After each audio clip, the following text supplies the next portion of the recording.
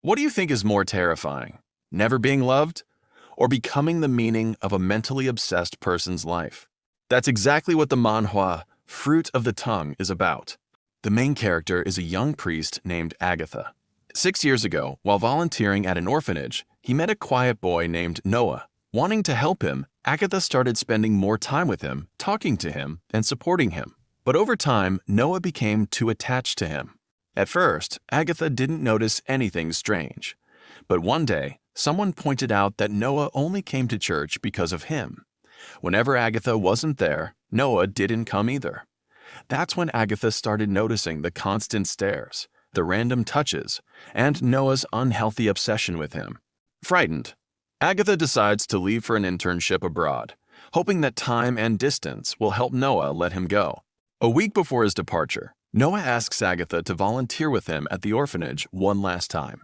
Not wanting to upset Noah, Agatha agrees, thinking they'll be saying goodbye very soon anyway. After they finish volunteering, one of the orphanage staff members brings them some juice.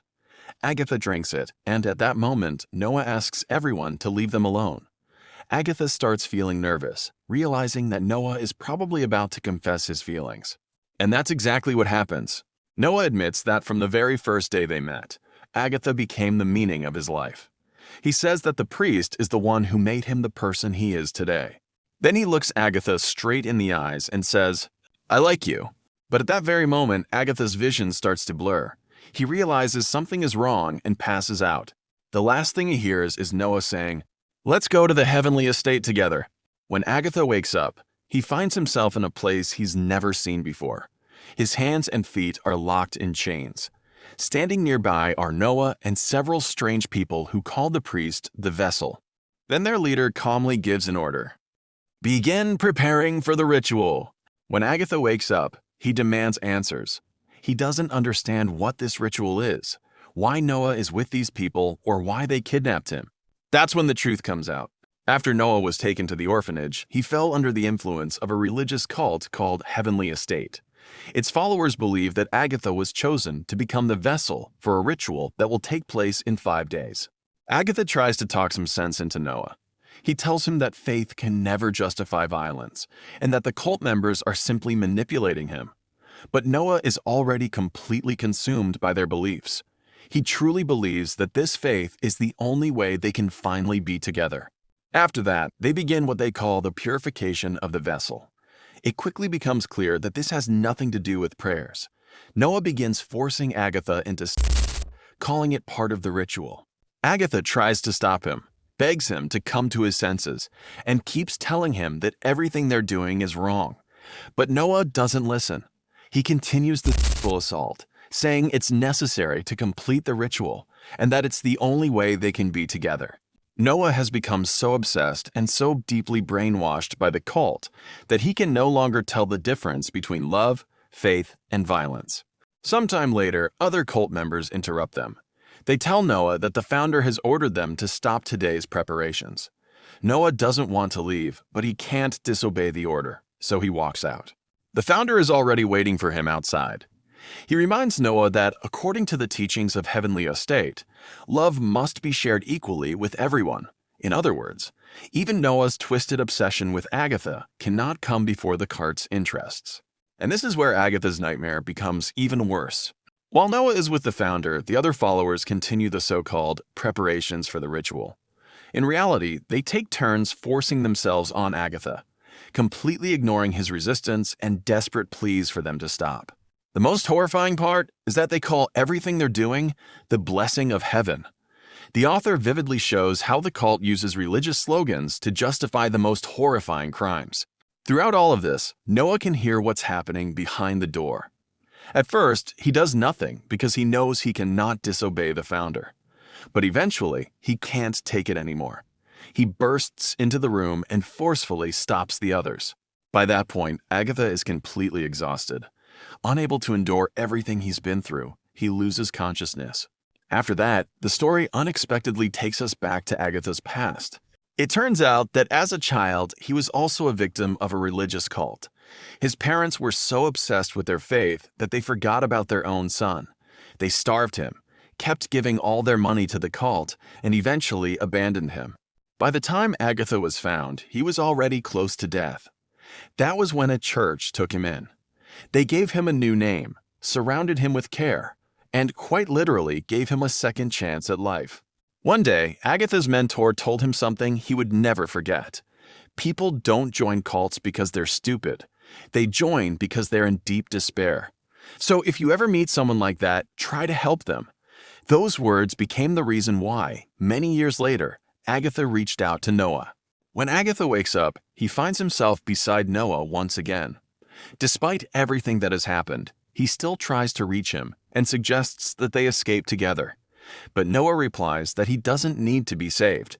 The only thing he has ever wanted is to stay by Agatha's side. Agatha then promises that if they manage to escape, he won't abandon Noah. For the first time, those words seem to make Noah question the cult. Meanwhile, the preparations for the ritual continue. Day after day, the cult members keep abusing Agatha, calling it the purification of the vessel. With each passing day, his condition grows worse, while the founder keeps insisting that the vessel is almost ready for the ritual. After that, Noah finally makes up his mind. Remembering Agatha's promise, he secretly comes to him that night and quietly whispers that he'll help him escape. But they can't do it yet. There are too many guards. So they decide to wait until the day of the ritual, when all the cult members will be gathered in one place. To make sure no one becomes suspicious, Noah tells Agatha to pretend that the purification is still going on between them. Only then will they be able to hide their real escape plan. In the end, Noah and Agatha actually go through with the plan, and their deep male friendship ends up lasting an entire chapter. The day of the ritual finally arrives. Agatha is blindfolded, and a transparent veil is placed over his head, as if he were some kind of sacrificial offering. His hands are still locked in handcuffs, while the cult members celebrate around him, calling him the perfect vessel for Eros. While everyone is gathered for the ceremony, Noah quietly pours gasoline throughout the building. This is the day they chose to make their escape. But at the very last moment, Agatha learns the most horrifying truth. Once the ritual is complete, they were planning to kill him, calling it sending him to the kingdom of heaven. Everything he had been forced to endure was nothing more than preparation for a human sacrifice. Some holy cult. The founder raises a dagger over Agatha, ready to strike. Suddenly, terrified screams echo from outside. Fire! Panic spreads through the hall, and at that exact moment, Noah walks up behind the founder and drives a knife into his back. While everyone else is frozen in shock, Noah frees Agatha from his restraints and leads him toward the exit. But before leaving, he locks the doors, trapping the remaining cult members inside the burning building. Agatha is horrified. He knows these people committed unforgivable crimes, but he still can't stand by and watch them burn alive. He rushes back, hoping to save at least one person. But Noah stops him. He tells Agatha that he would do anything for him, even if it meant condemning himself to hell. Then he reminds Agatha of the promise he made, to stay with Noah after they escaped, and asks if he's really willing to sacrifice himself once again for the very people who tormented him for days. But Agatha answers that he can't build his own salvation on the lives of others. Even so, Noah drags him away by force, leaving the burning building behind them, where the desperate screams of people begging for someone to open the doors can still be heard. After escaping, Noah takes Agatha to an abandoned house, where they decide to spend the night. Agatha can't understand how Noah was able to take so many lives. In response, Noah reminds him of the horrific things the cult members had done. He admits that he does feel guilty, but says that for Agatha, he was willing to do anything. Agatha tries to comfort him. He tells Noah that God is capable of forgiving anyone and suggests they return together and confess all of their sins. But instead of answering, Noah confesses his love to Agatha. Before long, caught up in the moment, the two of them once again engage in their deep male friendship. At that moment, Agatha realizes that Noah is just another victim of the cult. He decides that once they return, he'll help Noah repent, free himself from the cult's influence, and start a new life. It feels as though this nightmare is finally about to end. But it doesn't. Sometime later, Agatha wakes up to the familiar sound of a prayer. To his horror, he hears Noah still praying to Eros. As he fully regains consciousness, he realizes that he's chained up once again. Even worse, Noah had secretly drugged him beforehand.